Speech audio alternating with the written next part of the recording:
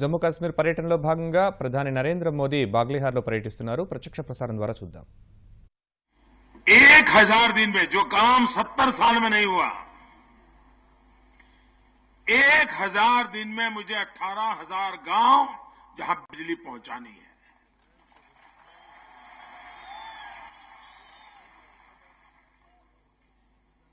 सरकारी मशीनरी को समय सीमा का टारगेट दिया है और रेगुलर उसका मॉनिटरिंग चलता है कि कितनी जगह पे खंभे पहुंचे, कहां पर गड्ढे डाले, कहां खंभे खड़े हुए, तार कहां कहां पहुंचा.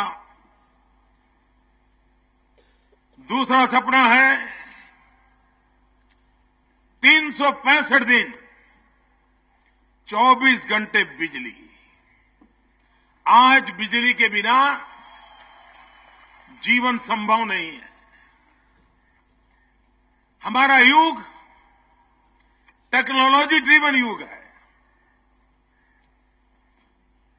कुछ तो गांव ऐसे हैं मोबाइल फोन है, लेकिन मोबाइल फोन चार्ज करना है तो दूसरे गांव जाना पड़ता है. ये स्थिति बदलनी है और इसलिए 24 घंटे बिजली अगर पहुंचानी है तो देश में व्यापक रूप से बिजली का उत्पादन करना जरूरी है. कोयले से बिजली मिल रही है, गैस से बिजली मिल रही है, लेकिन अब हम ध्यान केंद्रित कर रहे हैं. आज मैंने श्रीनगर में जम्मू कश्मीर और लद्दाख इस क्षेत्र के सर्वांगीण विकास के लिए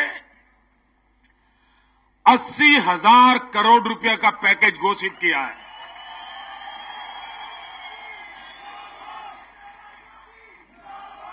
इन 80,000 करोड़ के पैकेज में लेह लद्दाख, जहां पर सोलर एनर्जी की बहुत संभावना है,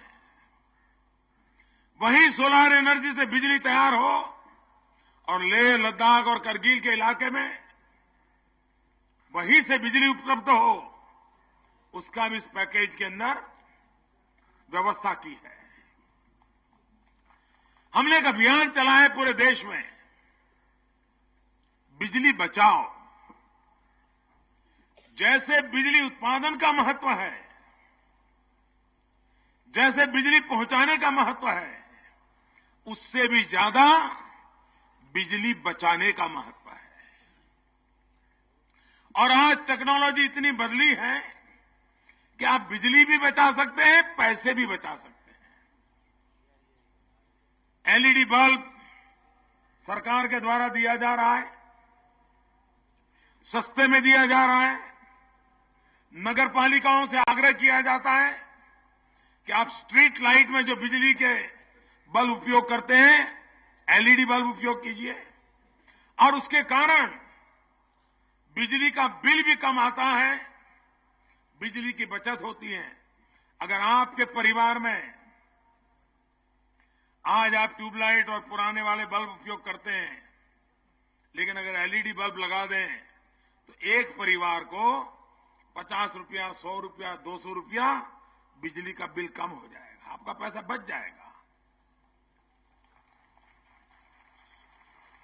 और बिजली बचेगी तो गरीब के घर में हम बिजली दे पाएंगे.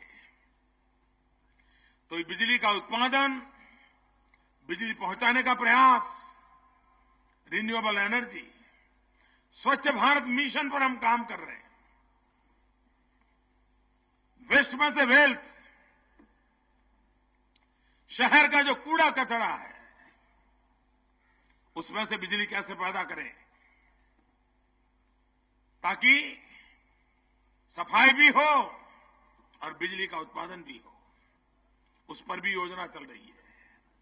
और इसलिए विकास की नए क्षेत्रों में प्रवेश करने के लिए, उद्योगों को लाने के लिए, टेक्नोलॉजी के लिए बिजली का महत्व अनिवार्य हो गया है. आज दूसरा एक प्रोजेक्ट हो रहा है रोड का.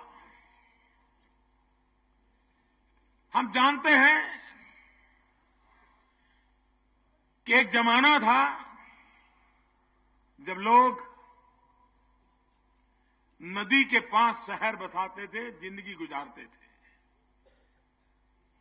जहां से नदी गुजरती थी वहीं जीवन विकसित होता था। लेकिन बाद में कालखंड ऐसा आया कि जहां से हाईवे गुजरता है उसके अगल बगल में ही लोग बसना शुरू करते हैं, क्योंकि कनेक्टिविटी आज के युग में अनिवार्य हो गई है।